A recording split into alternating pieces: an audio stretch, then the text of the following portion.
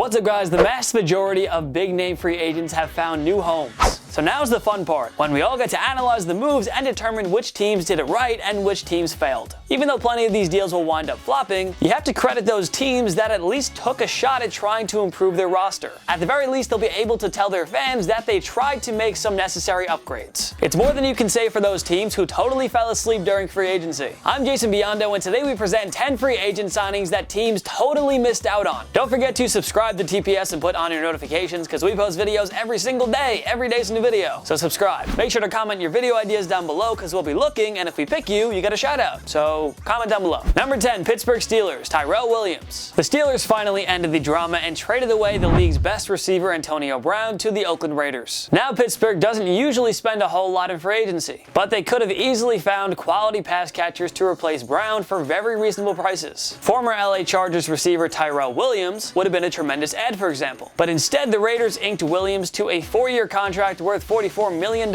So I guess you could say Oakland took two quality receivers away from Pittsburgh, except for the fact the Steelers weren't really in on Williams. The 6'4", 205-pound former Charger was a reliable deep threat for Phillip Rivers, averaging 16.3 yards per reception in his 4 years there. He would have been the perfect complement to rising star and top Steelers wideout Juju Smith-Schuster. The Steelers really have to find one or two more reliable receivers here, and Williams was right there for the taking. This is not a good year for Pittsburgh to stay silent in free agency, not after losing two major talents in Brown and Le'Veon Bell. It's hard to understand what this front office is thinking now. Juju is great, but the Steelers won't be staying afloat in the AFC if they're going to pass on the chance to upgrade this roster. Simply avoiding Williams is a move that this team could look back on and regret. Number 9, Buffalo Bills, Trent Brown. After failing to produce with his 3 seasons with the San Francisco 49ers, offensive tackle Trent Brown was traded to the New England Patriots at the 2018 draft. As usual, the Patriots turned a cast-off player into gold. The 6'8", 380-pound offensive tackle solidified New England's offensive line, and it helped them win a Super Bowl 53 championship. Coming off a potentially career-saving season, Brown then signed a 4-year, $66 million deal with the Oakland Raiders in the offseason. Good for Oakland, but the Buffalo Bills should have been on this. Rookie quarterback Josh Allen played behind a miserable offensive line that allowed 41 sacks last season. Allen won't progress unless this pass protection gets better. The Bills instead focused on upgrading Allen's supporting cast, inking ageless running back Frank Gore and veteran wideouts Cole Beasley and John Brown. Those were cheap adds, and we liked them a lot, but where's the O-line help? Adding Brown while taking away a star player from the AFC East bullies could have been a major coup for the Bills. Buffalo fans better hope they find some good linemen in the draft. Otherwise, it's hard to see 2019 being any better than 2018. Number 8, New England Patriots, Adam Humphries. We thought Tampa Bay Buccaneers wide receiver Adam Humphries would get generously overpaid in free agency, coming off a career-best season in his contract year. Instead, the Tennessee Titans got another weapon for Marcus Mariota at a modest $36 million price tag over 4 years. Humphries is one of the game's best slot receivers, and he would have been the perfect addition for the New England Patriots. As great as Julian Edelman may be, he's injury-prone and coming off his age 33 season. The Patriots are thin at the wide receiver position, and this was Bill Belichick's chance to find another dynamic playmaker that would have done wonders with Tom Brady. ESPN's Diana Rossini reported that the Pats wanted Humphries but lost a bidding war. We're sure if Belichick offered around $40 million, the Pats could have landed Humphries. He would have been the perfect guy to step in for Edelman when the latter eventually retires. Instead, Humphries lands with an up-and-coming Tennessee team at a very reasonable price. Belichick now has no choice but to draft 1 or 2 wide receivers instead. Number 7, Houston Texans, Landon Collins. The Houston Texans secondary was their weak link in 2018, ruining a promising AFC South winning season led by Deshaun Watson and a ferocious pass rush. This team made the questionable decision to let 1-year rental Tyrann Mathieu leave in free agency, but the Texans did something even worse after that. They didn't bother to sign one of the many great safeties available in free agency. New York Giants Pro Bowler Landon Collins would have been a great add. Instead, he signed a 6-year, $84 million deal with the Washington Redskins. You can make the case that Collins would be an upgrade over Mathieu, and he'd shore up some of the holes in that secondary. The Texans also lost cornerback Kareem Jackson to the Denver Broncos, so the Texans' pass defense was awful in 2018, and now the 2 best players from their secondary are gone. Good luck, Houston. Number 6, Indianapolis Colts, Le'Veon Bell. The Colts' current roster is probably good enough as is to compete for Super Bowls. But with over $90 million in cap space, you may as well do something with it. We like Marlon Mack as the Colts running back, but imagine if they added an elite playmaker like Le'Veon Bell. He signed with the New York Jets for a reasonable price of $52.5 million over 4 years. The Colts could have easily matched or topped that. Yes, running backs are easily replaceable in today's day and age, but Bell is a talent like few others. He's deadly in space, does so much damage as a pass catcher, and really has the ability to take over games more than most other running backs. Even if the price tag was high, he'd be a worthwhile addition in Indianapolis. The Colts stayed away from signing top free agents this year. We can somewhat understand the conservative approach, but again, what's the point of having $90-something million in cap space if you're not going to use it? Indianapolis had no problem giving Devin Funchess, a number 2 receiver at best, a 1-year deal worth $13 million.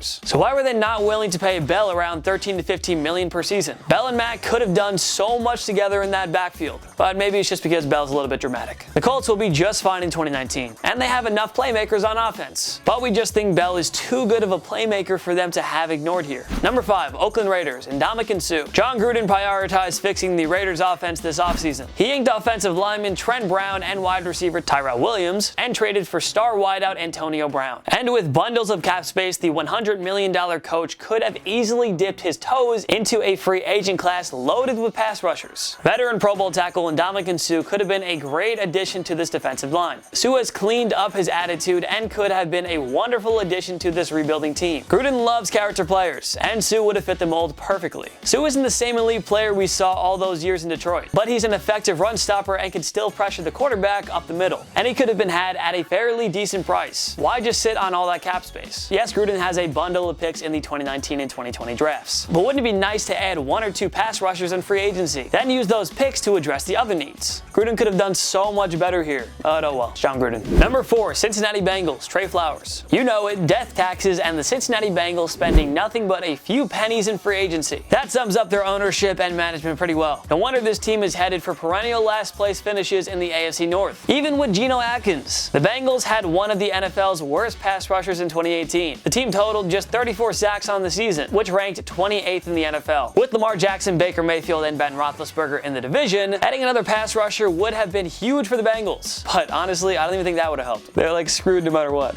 The top pass rushers available was Trey Flowers, who just won his 2nd Super Bowl with the New England Patriots. The sack numbers aren't huge, but Flowers is one of the best one-on-one matchups. He creates pressures all over, and we saw his dominance on display during the 2018 AFC Championship game as well as Super Bowl 53. Sure, the Lions may have overpaid for Flowers when they handed him a 5-year, $90 million deal, but hey, the Bengals have all that cap space. It'd be nice to show this team they actually care by spending some money, and even if they had to overpay for him, Flowers would change the dynamic of the defense with Atkins. Cincinnati fans, we do feel for you and we want you to succeed. You guys deserve so much better than this. Number 3, Green Bay Packers, Cole Beasley. In a very un-Packers-like fashion, Green Bay has been quite active during free agency in 2019. It started with the signing of former Ravens pass rusher Zadarius Smith. Then they snatched safety Adrian Amos from the divisional rival Chicago Bears. And that was followed by the addition of former Redskins linebacker Preston Smith. The Packers also added Broncos guard Billy Turner. But how about getting some pass catchers for Aaron Rodgers? My knee.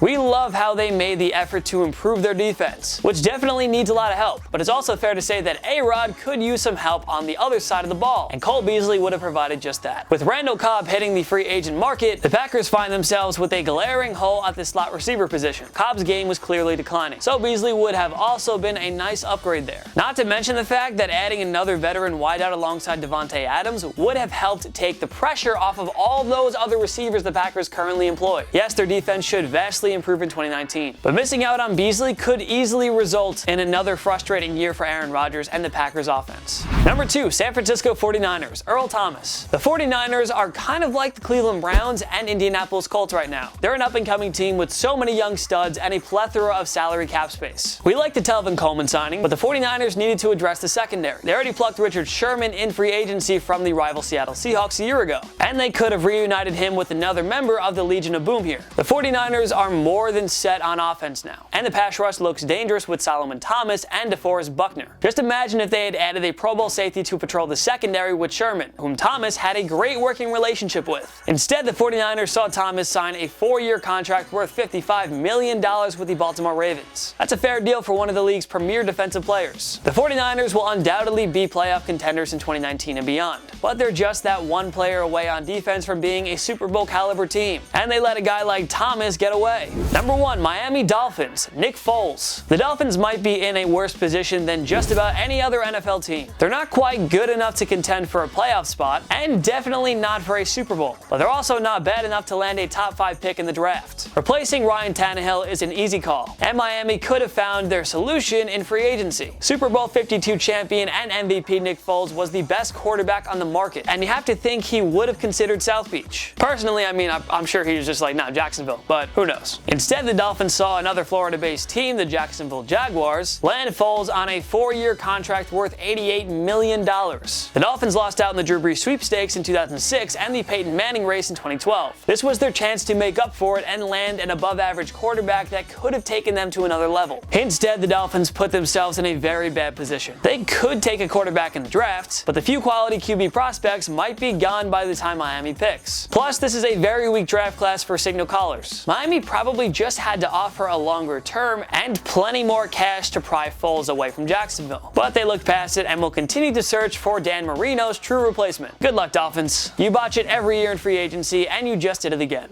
What other teams missed out on huge free agent signings? Join me in the comment section below. Make sure to follow myself and TPS on social media. We post great content all the time. Follow us on Instagram, follow TPS on Twitter, subscribe to my YouTube channel. I post videos every single week, and it's really entertaining content, so if you want more of me, you should probably go there. At least check it out, see what you think. Make sure to subscribe to TPS because we post videos every single day. Every day is a new video, so subscribe. If you like this video, give it a like. It takes one click right down there. Smash that like button. It's so easy, just do it. Of course, thank you so much for watching. I'm Jason Biondo, and I'll see you next time.